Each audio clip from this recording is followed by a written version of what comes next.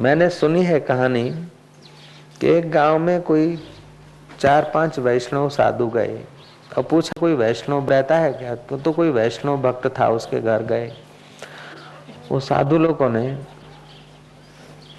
जहाँ वैष्णव के घर प्रवेश किया तो घर वाला तो बड़ा सज्जन आदमी था, आदर सत्कार किया और भगत की जलपान कराया। वहाँ ठहरे। वैष्णव प्रसन्न हुआ कि संत आए, तो 2-4-5 संत हैं, दूसरे अपना आसपास के लोग भी आएंगे तो थोड़ा खीर बन जाए। तो उसने अपने नौकर को बेली सवेरे भेज दिया कि फलाने गांव से दूध ले आ। तो दूध का बुघना भर के नौकर ले आ रहा था। थका तो जरा आराम करने को किसी झाड़ के नीचे बैठा। चील ने सांप पकड़ा था और उसी झाड़ पे आकर उसने भंडारा शुरू किया। तो सांप के मुंह का जो जहर है वो घड़े में आ गिरा। वो तो थका था, उसको तो पता नहीं, झोंका आ गया। दूध में तो जो मिश्रण होना था वो हो गया। नौकर तो दूध ले चला और बनी खीर और 4 के 4 साधु स्वर्गस्थ हो गए। गांव में राजसी और तामसी कर्ताओं की तो भीड़ मार होती, सात्विक तो कोई आ रहा होता। महाराज गांव में खबर हो गई, साधु जमीन दोस्त हो गए। हाँ कि ભગતડા है, बड़ा साधुओं का सेवक। આ બાવાઓની પાછળ પાછળ પોતાનો યશ કરાવવા માટે બાવાઓની સેવા કરી હશે।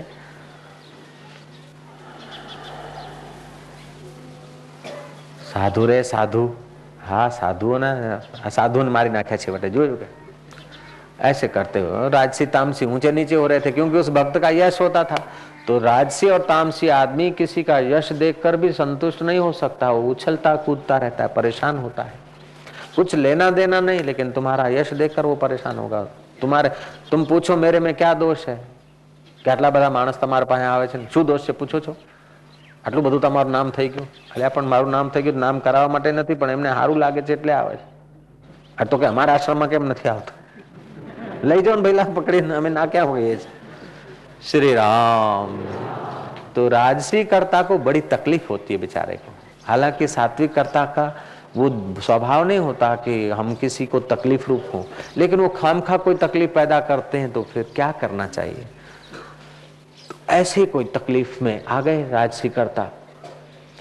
यमराज के वहां चर्चा चली कि ये 4 हत्याएं किसके सिर लिखनी चाहिए, क्योंकि चील तो बेचारा प्राणी है, उसको पता ही नहीं कि राग से या द्वेष से प्रेरित होकर उसने डाला नहीं है, और नौकर ने भी राग द्वेष से प्रेरित होकर जहर डाला नहीं, और खिलाने वाले ने भी डाला नहीं, और निर्दोष साधु मर गए। तो 4 हत्याएं किसके खाते लिखनी चाहिए। It is the very big problem, बड़ा प्रॉब्लम था। चित्रगुप्त ने यमराज से कहा क्या करें, ये 4 हत्याएं किसके सिर मढ़नी चाहिए। जैसे टेलीफोन एक्सचेंज में किसी से कोई अनऑफिशियली बात करे तो किसी न किसी नंबर पे ऐड कर दिया करना पड़ता है, जय जय। तो ऐसे ही જ્યાં નુકસાની થઈ હોય કોઈના ખાતે મઢી નાખવી પડે ને, કોના ખાતે આ 4 લખવા। 4 आदमियों की मृत्यु हो गई, किसके खाते ले। यमराज भी निरुत्तर हो गए, चित्रगुप्त चिंतित हो गए, बोले अब क्या करेंगे। चलो जब नहीं सूझता है तो सुपर सत्ता के पास जाना चाहिए। भगवान विष्णु सत्व प्रधान देव है। चलो गए, आदि नारायण की अर्चना पूजा की, और भगवान ये 4 हत्याएं किसके सिर लिखनी चाहिए। भगवान ने पूरा केस समझ लिया। बोले अब ये 4 हत्याओं का ग्राहक किसको बनाना चाहिए। किसी निर्दोष पर तो दोष मरना ठीक नहीं है, अब दोषियों को तो अपना दोष ही काफी होता है। तो ये 4 हत्याएं क्या करें। चलो उसी गांव में चलते हैं, कोई मिल जाएगा ग्राहक। आए तीनों, चित्रगुप्त, यमराज और भगवान आदि नारायण अभ्यागतों का रूप लेकर आए। और जो पान के गले और इधर उधर जो फालतू आदमी, राजसी आदमी ठट्ठा मस्करी में समय खराब करते हैं, उन लोगों से पूछा कि भाई यहाँ कोई भगवान का भक्त रहता क्या। हाँ पेलो रहे छे वैष्णव, 6 दाड़ा पहला 4 मारी नाख्या, जाओ त्यों के। भगवान आगे चल के बोला 2 नाम इनके लिख ले।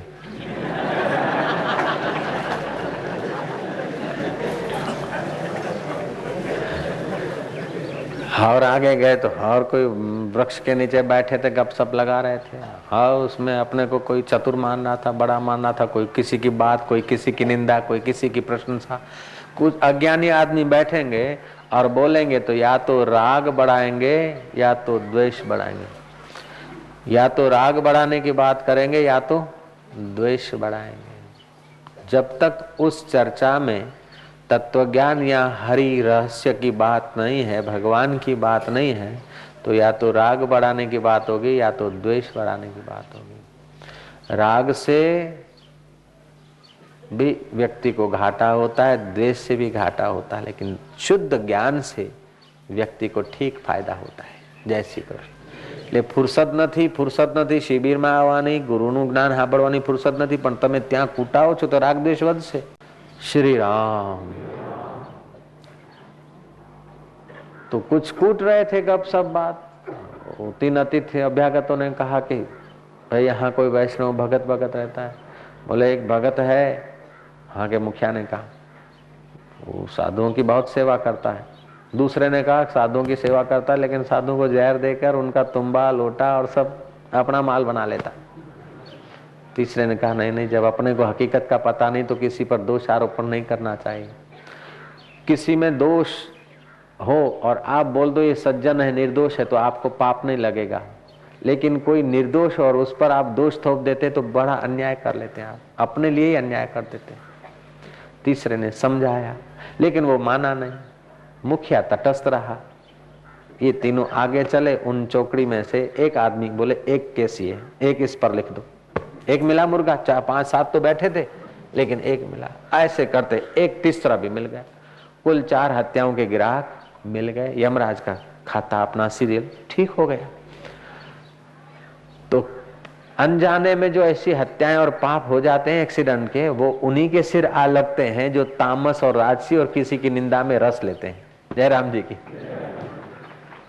और फिर किसी की निंदा में रस लेने समय बढ़ाते चढ़ा के निंदा करते हैं, और बढ़ा के चढ़ा के जब हम किसी की निंदा करते हैं तो फिर घूम फिर के वो उसी के पैरों में हड़कतू आवे। चगायु तो कोई नहीं, पोतानु चग्यू लो। जय श्री कृष्ण। पता तो होगा तुम लोगों को। प्रधान हम लोगों की जो वृत्तियां है, वे वृत्तियां उस समय तो भले ठट्ठा मस्करी अथवा किसी की उड़ाने का मजा ले लेते हैं, लेकिन अपना अंतःकरण हम लोग मलिन कर लेते हैं।